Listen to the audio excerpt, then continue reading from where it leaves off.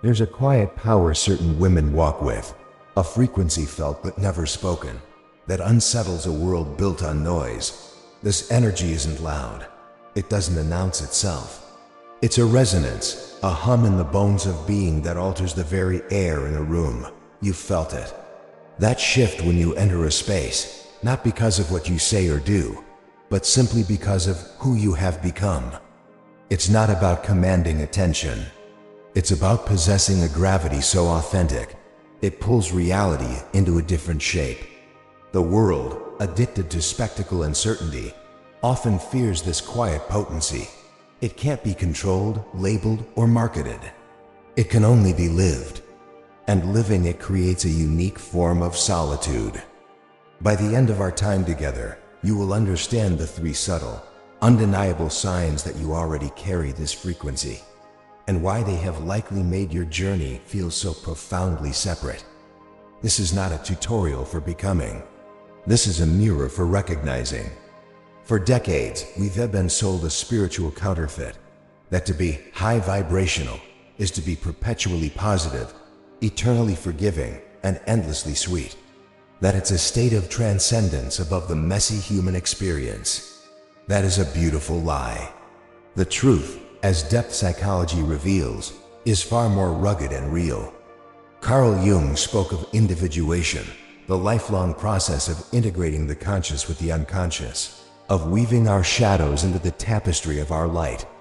It is not an ascent into the clouds, but a descent into the full terrain of the self. For a woman, this descent carries a particular weight. From girlhood, you are handed a script. Be the connective tissue, the emotional custodian, the ever-soft, ever-available sanctuary. Your value is often framed through your utility to others. To step off this stage is seen not as growth, but as betrayal. Yet, the woman who resonates at this level does exactly that. She steps off. Her first, most radical act is one of cessation. This is the first sign, and it will redefine everything you thought you knew about strength and connection. She stops. It's a silent revolution. She stops explaining the architecture of her soul to those who only see in 2 dimensions. She stops translating her boundaries into palatable apologies for people who view her self-preservation as a personal insult. The performance of the endlessly understanding woman, the patient listener who absorbs toxicity without flinching, the emotional shock absorber for every unhealed person in her orbit. His performance ends. This is not an act of cruelty. It is an act of profound self-conservation. It is the birth of a chosen solitude. We must distinguish this carefully. There is the isolation of the wounded, the retreat born of fear, the belief that connection is inherently dangerous because past betrayal left scars. That is a prison. Then there's the solitude of the sovereign. This is not a retreat from others, but a decisive turn towards the self. It is a withdrawal from spaces, conversations, and dynamics that demand a dilution of her essence. She withdraws because she has developed a visceral discernment. She can feel the energetic exchange. Does this relationship, this room, this conversation nourish my core, or does it secretly deplete it? And here is the crucial part. She feels no obligation to justify this discernment. No lengthy explanations, no dramatics. She doesn't announce her departure with a manifesto. She simply leaves quietly. She reclaims her own psychic space with the gentle finality of a door closing. In that quiet leaving, she reclaims something sacred, her own uninterrupted attention. Jung understood that to become an individual, one must separate from the collective unconscious, from the swamp of inherited narratives, mass opinions, and unexamined beliefs that keep most people asleep. For a woman, this separation often looks like a quiet refusal to participate in the unwritten contracts of conventional femininity. She will not use gossip as social currency to forge false intimacy. She will not engage in subtle competitions with other women for scraps of external validation or male attention. She will not twist her authentic shape into a pretzel, just to fit into a circle that never approved of her original form. This withdrawal is not antisocial. It is the psyche's immune system activating. It is a necessary filtration, protecting the integrity of a life that is finally being lived from the inside out. Clarissa Pinkola Estes, in dialogue with Jungian thought, wrote of the wild woman archetype. This is the instinctual, undomesticated force of the feminine soul. The woman beginning to embody this archetype listens to the whispers of her own instincts over the shouted instructions of culture. She values her inner wilderness more than any external committee's approval. As this happens, her frequency changes. It no longer syncs with the collective trance, the hum of how things are supposed to be, so her social world often shrinks. Friendships that once felt essential now feel like empty rituals.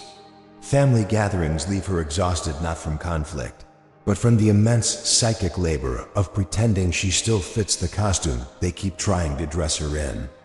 This is not a failure of love. It is a shedding of false belonging.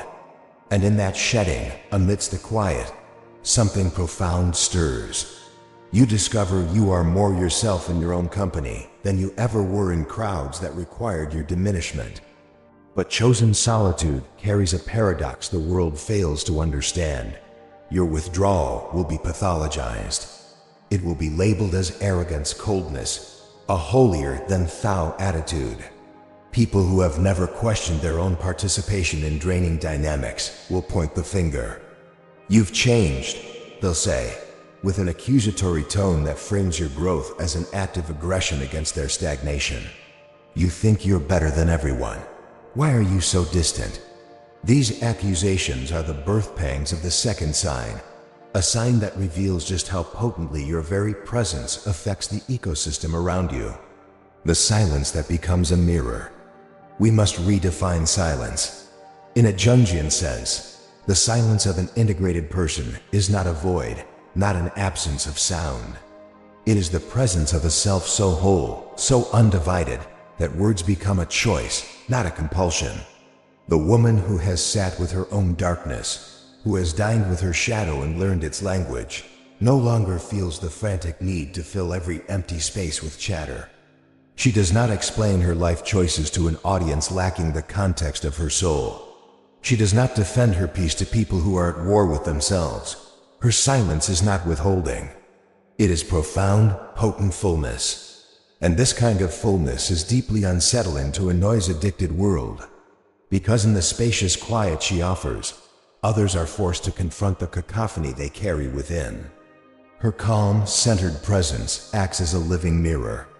In it, people see the reflection of their own unrest, their own unresolved chaos, their own internal dissonance. Jung called this phenomenon projection, the unconscious act of casting out what we refuse to acknowledge in ourselves and seeing it in others.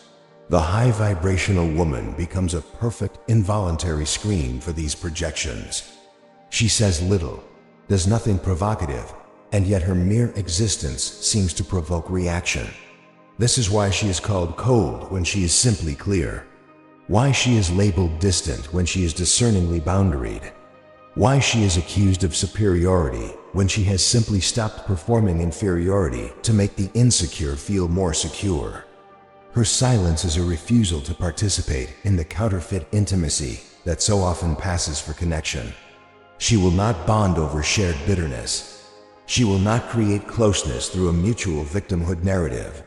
She will not use language as a tool to manipulate, control, or secure a higher rung on some invisible social ladder. Instead, she practices a deep, receptive listening. She observes patterns. She allows what is authentically real to emerge in its own time, without forcing it with frantic words. And in a culture drowning in noise from social media feeds to empty small talk, her quality of silent presence feels, to others, like a quiet accusation.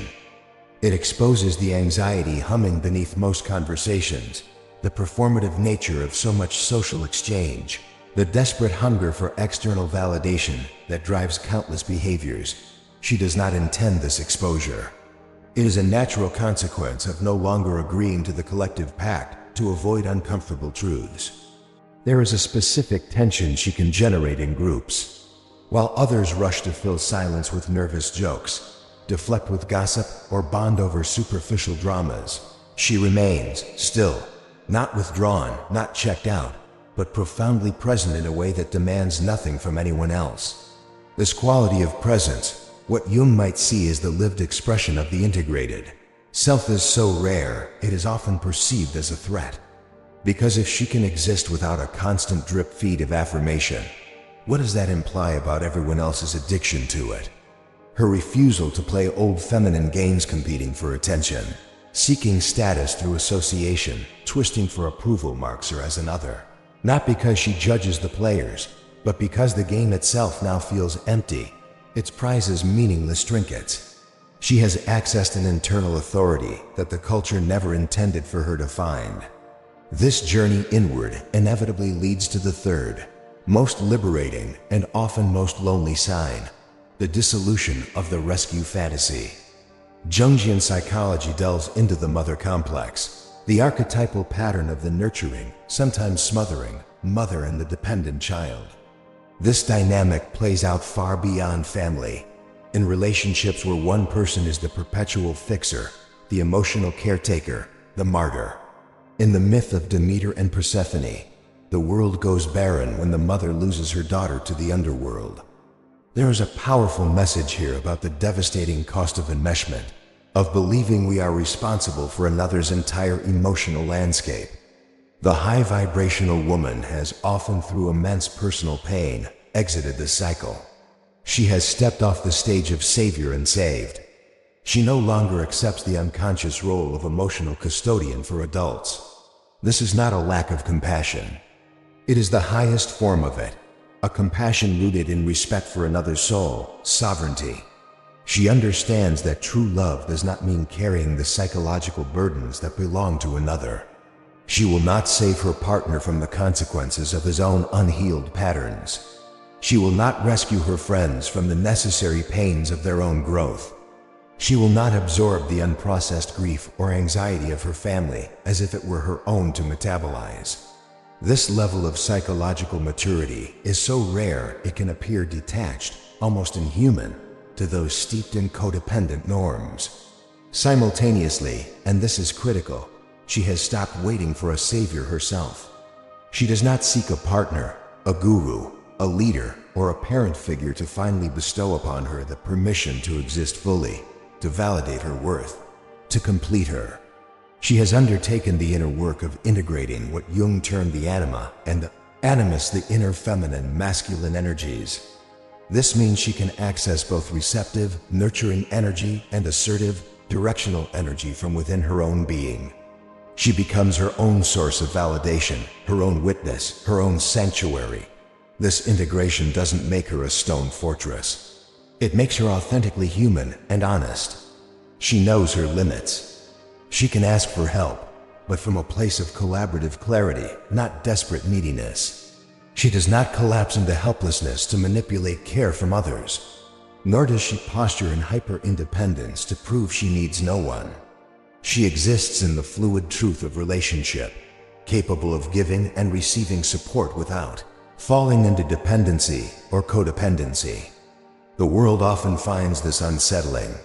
If she can release loved ones to their own difficult paths, if she can witness someone she cares for make a destructive choice without rushing in to fix it, if she can hold compassionate space for suffering without trying to prematurely end it, then all the unspoken, suffocating contracts of conventional relationship begin to dissolve. The contract that says, if you love me, you'll fix my pain. The contract that insists, caring means controlling outcomes. The contract that whispers, your sacrifice is the proof of your love. She breaks these contracts not through loud rebellion, but through a quiet, embodied knowing. People may leave her life. Some storm out in anger, frustrated that she won't engage in the dramatic cycles they need to feel alive. Others drift away, uncomfortable with the gentle, non-judgmental accountability her presence implies. Some may return, years later, when their own journey brings them to a similar place of integration. She allows all of it. She does not chase. She does not punish with silence. She holds no bitter grudges. She continues walking her path, trusting that relationships rooted in truth and mutual resonance will find their way, and that forcing a connection only creates a prison for all involved. But let us be fiercely honest. This is not a state of spiritual perfection. There's a shadow side to this path, a dangerous temptation. It is the subtle whisper of spiritual arrogance, the ego's last most sophisticated hiding place, the belief that she is more awake, more evolved, that she has figured out what others have not. Jung warned incessantly about the perils of identifying with an archetype, of believing, I am the wise woman, instead of I am learning from the energy of the wise woman within. The moment she fully identifies with being high-vibrational, she falls into inflation. Her ego has simply found a more elegant costume. A genuinely integrated woman is not exempt from the full human spectrum. She feels searing rage. She encounters envy. She is flattened by exhaustion. She drowns in waves of doubt and profound loneliness. The difference is seismic. She no longer abandons herself when these states arise. She doesn't repress her anger in the name of staying positive. She doesn't perform peace while a war rages inside. She allows the feeling to move through her, to inform her, to be metabolized as data about her needs and boundaries. She meets her own darkness with curiosity, not condemnation. This is the real alchemy, not rising above humanity, but descending fully into its glorious, messy entirety and holding it all within a conscious container. Here lies the great paradox. The more whole, the more internally reconciled she becomes, the more she is misunderstood by a world that often equates love with emotional fusion and drama. Because she will not mirror back their chaos, they assume she feels nothing. They mistake her equilibrium for emptiness. In truth, she feels everything with a terrifying vividness. She has simply learned, through fierce inner work, not to be shattered by her own depth.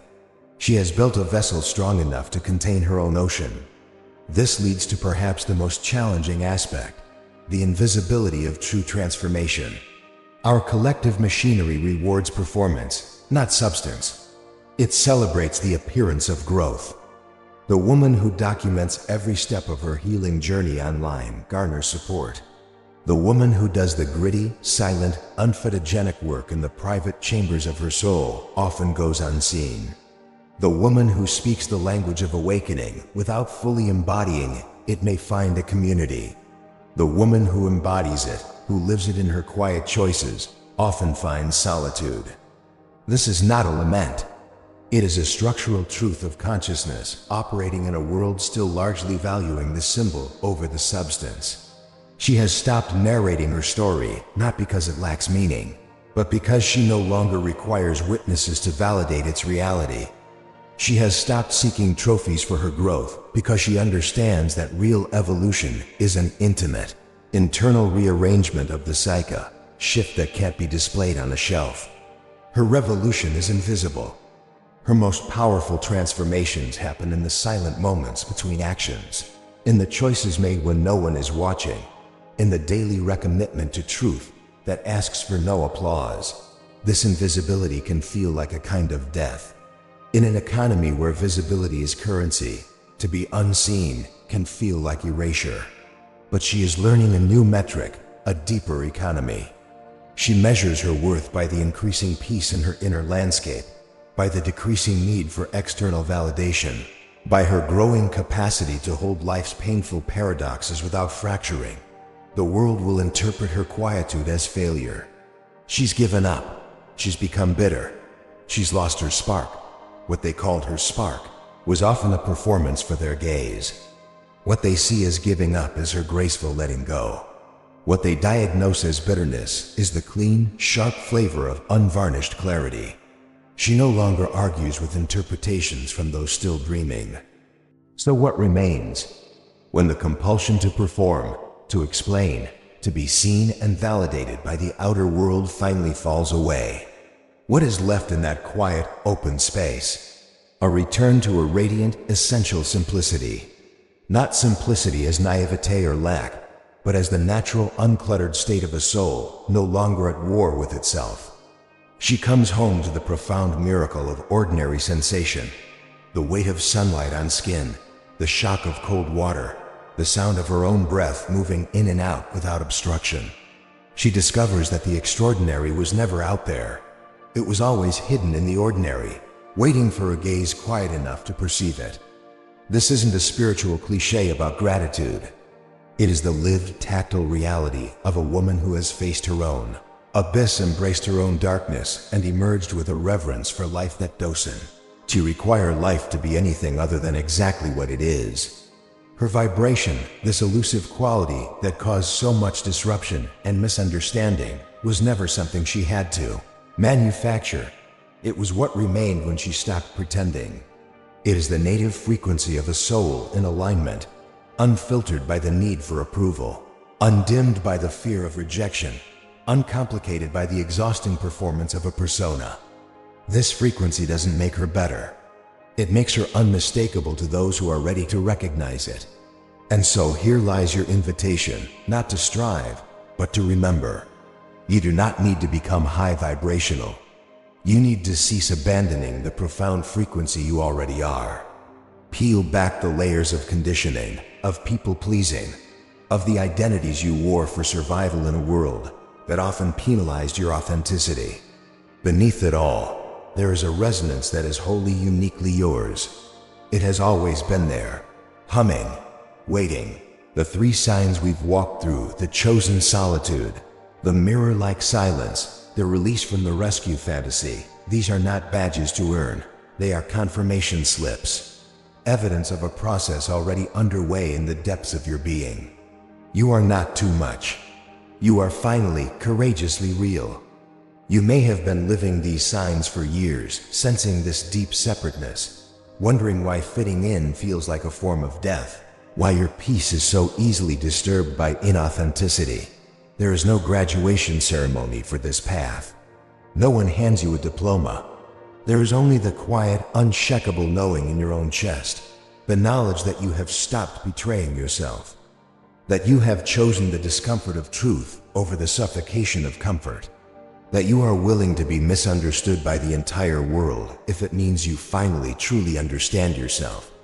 This is not a path with a final destination. It is a manner of walking that reveals more of itself, more of you, the farther you go. You are invited to stop seeking external proof of your evolution, to stop looking for benchmarks and signposts from a world that operates on a different frequency. Trust the quiet, interior knowing that needs no seal of approval from a reality that fears what it cannot categorize and control. Your vibration doesn't require a name to exist. It doesn't need to be understood to be potent. It simply is. And the more you allow it to be exactly what it is, without apology or adornment, the more you discover a liberating truth. A high vibration was never about floating above the human experience. It was always about inhabiting it so completely, so courageously, that no part of you is left in exile. Every fractured piece is welcomed home. If these words have found you, if what stirred in you was not aspiration, but a deep, resonant recognition, then you already know what you needed to remember. You are not broken. You are not flawed in your inability to play old games. Your loneliness is not a failure of social skill. It is the fertile ground of your becoming. You are not failing at connection because you refuse to participate in what is false. You are simply living at a pitch, at a depth, that not every ear is tuned to hear. And that is not a problem for you to solve. It is a truth for you to honor, to wear, to live. This channel, SYC Soul, exists for those who walk this path in quiet courage, who may need no applause, but occasionally crave the whispered recognition that they are not alone in their aloneness. If you found a reflection of your own journey here, a piece of your story, please share it in the comments below. Not as a performance, but as a gentle mark of your presence in this space. If you want to continue exploring these territories of soul, depth, and authentic being, please like this video. It helps this work reach others who need it, and subscribe to SYC Soul. Our conversation continues, not to convince, but to connect those for whom some truths are too vital to leave unspoken, even when we know they will only be heard by those who are truly, finally, ready to listen.